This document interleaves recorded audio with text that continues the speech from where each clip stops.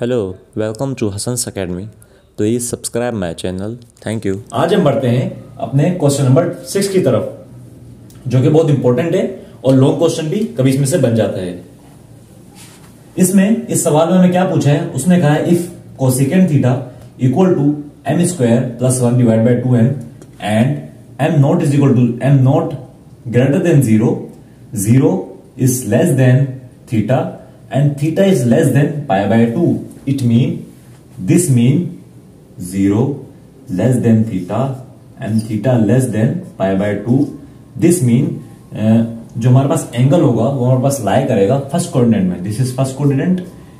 इसका मतलब ये है कि जो 0 है वो थीटा उससे बड़ा है, जो हमारे पास एंगल है ये इससे बड़ा है, और जो एंगल है वो हमारे पास छोटा है पाई बाय 2 से। मतलब पाई बाय 2 हम कहते हैं इसे 90 डिग्री को, तो पाई बाय 2 से छोटा है तो मतलब इसके अंदर ही के एंगल बनेगा। तो इसका मतलब कि हमारे पास जो एंगल होगा वो हमारे पास फर्स्ट कोऑर्डिनेट में बनेगा। तो हम चलो वो बनाते हैं। ठीक है, अब मैंने इसको ऐसे क्यों बनाया, क्योंकि कोसेकेंट थीटा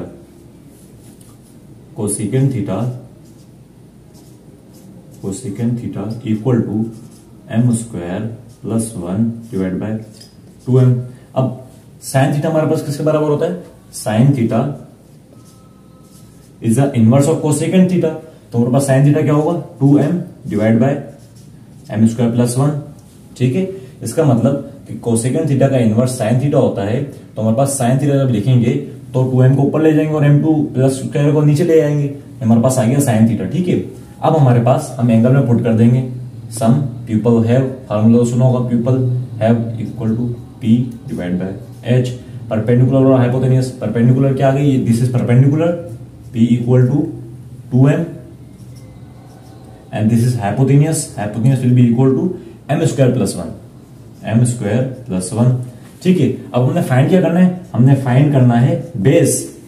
कोई भी दो चीजें हमें वो दे देंगे और हमें तीसरी चीज फाइंड करनी होगी। बेस और हाइपोटेनियस दे देंगे, हमें परपेंडिकुलर फाइंड करना होगा। कभी परपेंडिकुलर और बेस दे देंगे, हमें हाइपोटेनियस फाइंड करनी होगी। तो इस तरह से हम ये फाइंड कर सकते हैं।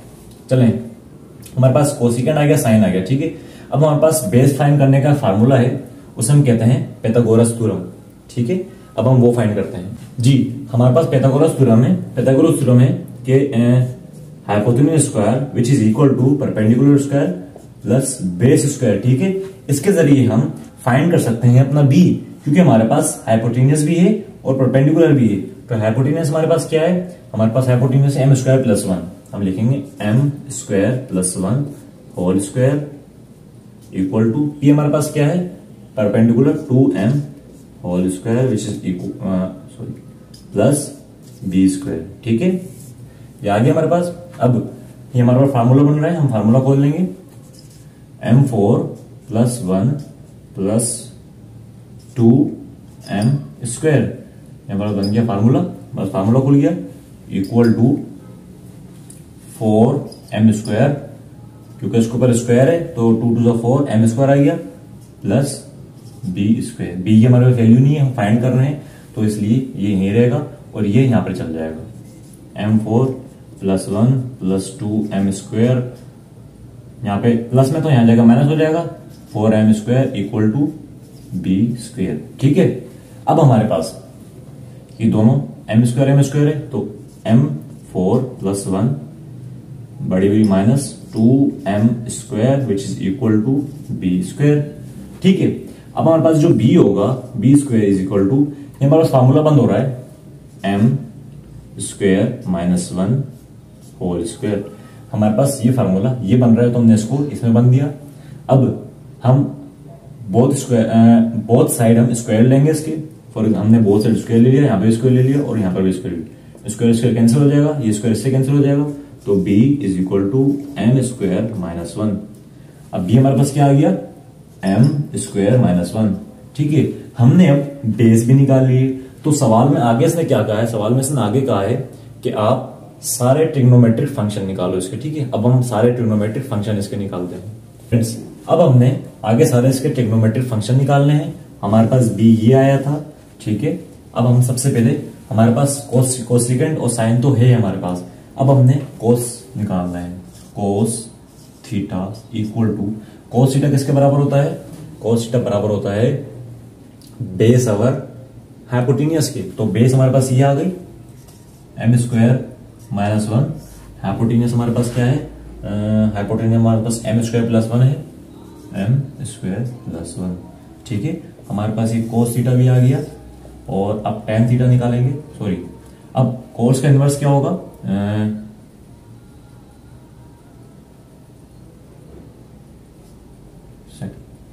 ठीक है, अब cos का इनवर्स क्या होगा, cos का इनवर्स होगा sec थीटा।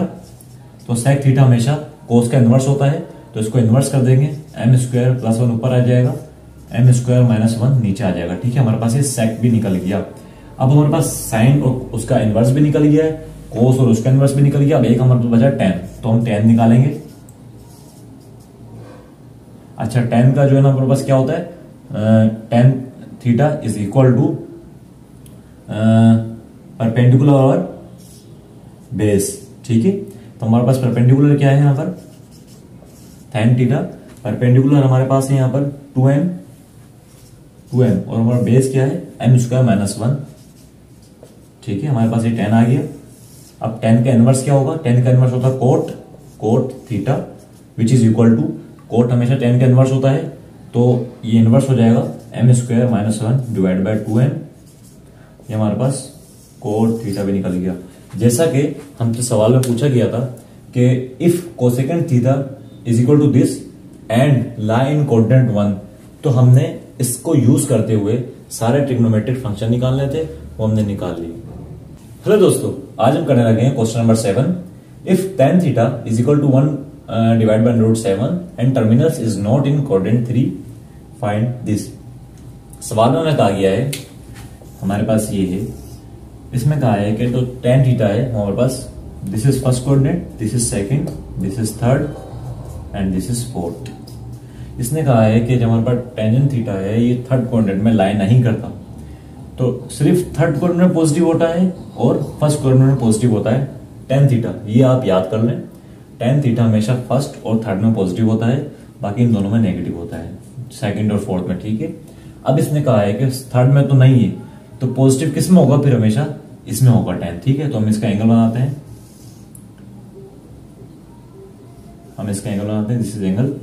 हमारे पास ये बेस है, ये हाइपोटेन्यूज है और ये परपेंडिकुलर है। ठीक है, अब हमारे पास टेंजेंट किसके बराबर होता है, परपेंडिकुलर और बेस। ठीक है, हमारे पास परपेंडिकुलर क्या है, परपेंडिकुलर 1 है और बेस है √7। ठीक है, ठीक है, अब हमने पाइथागोरस थ्योरम लगाएंगे। ठीक है, पाइथागोरस थ्योरम लगाने का फायदा ये होगा कि हमारे पास अगर इन तीनों में से कोई दो वैल्यू होंगी, हम एक वैल्यू कोई भी फाइंड कर सकते हैं। जैसे कि हमारे पास यहाँ पर परपेंडिकुलर और बेस है, हम हाइपोटेन्यूज फाइंड करेंगे। हमारे पास परपेंडिकुलर क्या है, परपेंडिकुलर 1 है और बेस क्या है, बेस है √7, h स्क्वायर 1 का स्क्वायर 1 आता है हमेशा, √2 cancel 7, h square is equal to 8। ठीक है, हम इसको आगे फर्दर करेंगे, हम बोथ साइड स्क्वायर लेंगे, हम बोथ साइड हमने स्क्वायर ले लिया, स्क्वायर स्क्वायर भी cancel, h is equal to √8। This is our hypotenuse.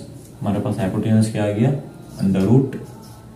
ठीक है, हमने कोस निकालना है, सीकेंड निकालना है, तो कोस थीटा हमारे पास क्या होगा, cos theta equal to, cos theta किसके बराबर होता है, कोस थीटा बराबर होता है बेस अवर हाइपोटेन्यूज की। तो हमारे पास बेस क्या है, बेस हमारे पास है √7 और हाइपोटेन्यूज है √8। ये हमारे पास आ गया कोस थीटा जी।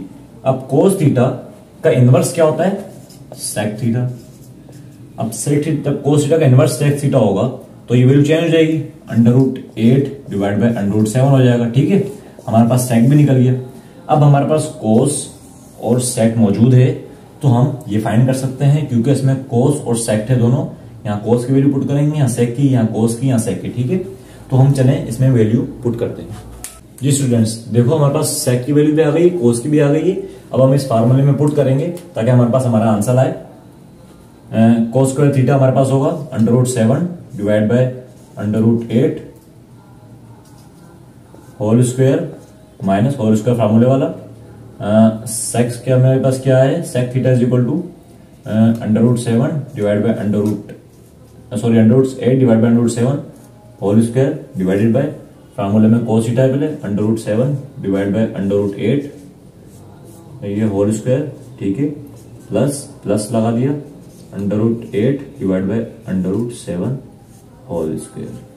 ठीक है दोस्तों, तो हमने आगे क्या करना है, अगर हम इसका एक स्क्वायर ले, √7 स्क्वायर है √8 स्क्वायर है, अगर हम इसको एक कंबाइन में स्क्वायर कर लें, for example 7 divide by 8 whole square कर लें, तो ये ज्यादा बेहतर रहेगा ताकि हम इसको आराम से कैंसिल कर सकें। -8 divide by 7 whole square, 8 divide by 7 whole square, ये भी से कैंसिल हो जाएगा, प्लस लगा दे साइन फार्मूले वाला, 8 डिवाइड बाय 7 √2 ये भी कैंसिल हो जाएगा। हमारे पास अब वैल्यू आ जाएंगी 7 डिवाइड बाय 8 -8 डिवाइड बाय 7, ठीक है, डिवाइड बाय सॉरी यहाँ 7 था,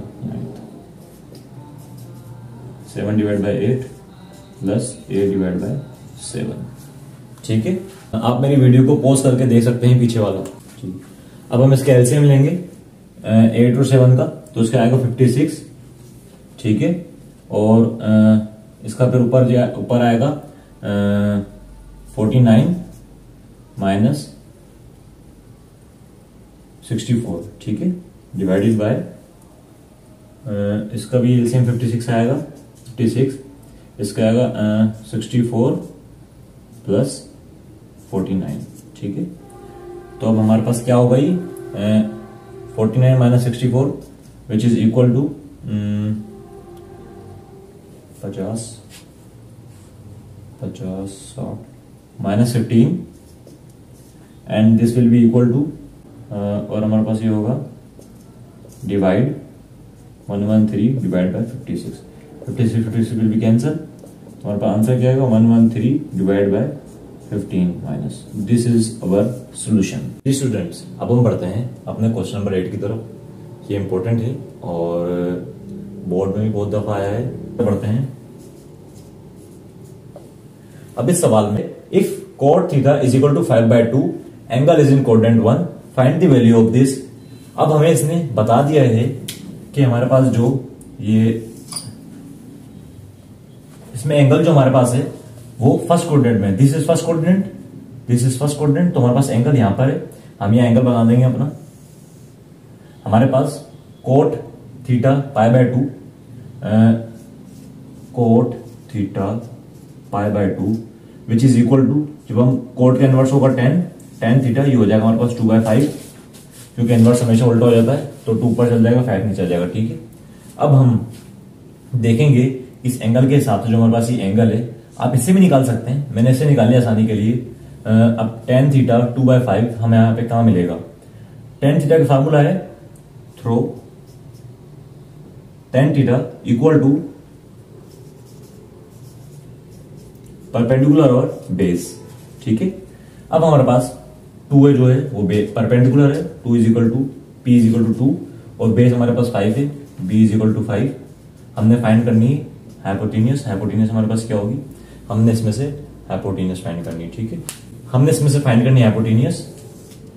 हाइपोटेन्यूस का फॉर्मूला आपको पता है, h² equal to base square plus perpendicular square, इसे हम पाइथागोरस थ्योरम कहते हैं।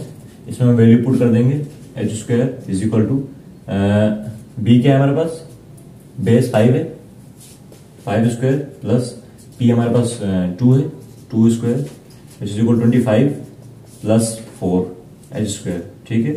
h² equal to 29। हम अगले स्टेप में क्या करेंगे वो स्टेप में यही कर देता हूं, take under root on both side, we will get h equal to √29। हमारे पास h क्या आ गया, तो हम यहां लिख सकते हैं कि हाइपोटेन्यूस इक्वल टू √29, ठीक है। अब हमारे पास हाइपोटेन्यूस निकल गई, अब हम इसके जरिए साइन और कोस की वैल्यू निकालेंगे। Sine theta equal to perpendicular और हाइपोटेन्यूस, तो हमारे पास परपेंडिकुलर क्या है, परपेंडिकुलर है 2, साइन थीटा इक्वल परपेंडिकुलर 2 है, और हाइपोटेनियस क्या है, हाइपोटेनियस है √29। ठीक है, हमारे पास साइन निकल गया। अब हमने कोस निकालना है, cos theta equal to base over hypotenuse.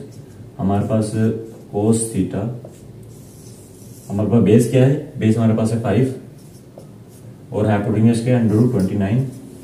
ठीक है, हमारे पास साइन भी निकल गया है, कोस भी निकल गया है। अब हमने find the value of this, हमने इसकी वैल्यू फाइंड करनी है। तो साइन और कोस की वैल्यू हम इसमें पुट कर देंगे ताकि हमारे पास इसकी वैल्यू आ जाए। आप वीडियो को पॉज करके देख सकते हैं ताकि आप पीछे वाला देख सकें। ठीक है, हमारे पास साइन और कोस की वैल्यू आ गई थी, हमने पुट करना था इसमें।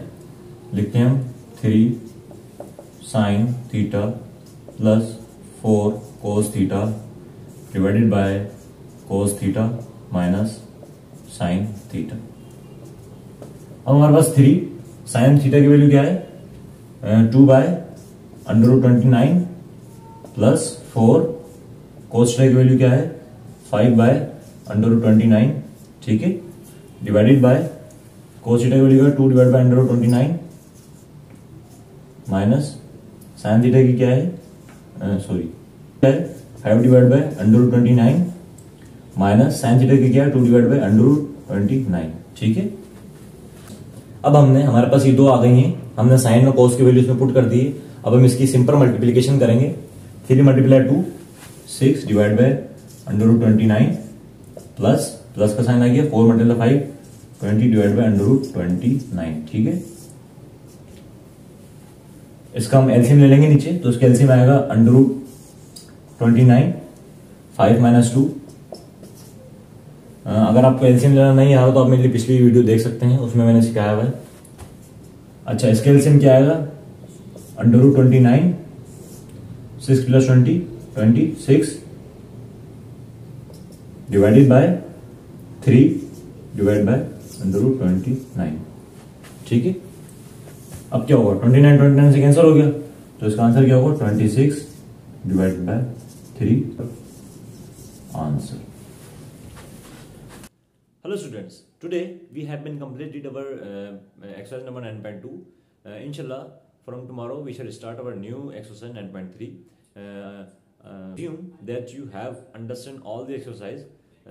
If you have any question regarding this topic, regarding this chapter, you may ask please in comment box. Please subscribe my channel for further videos. Thank you. If you like my video, please subscribe this channel for the further videos.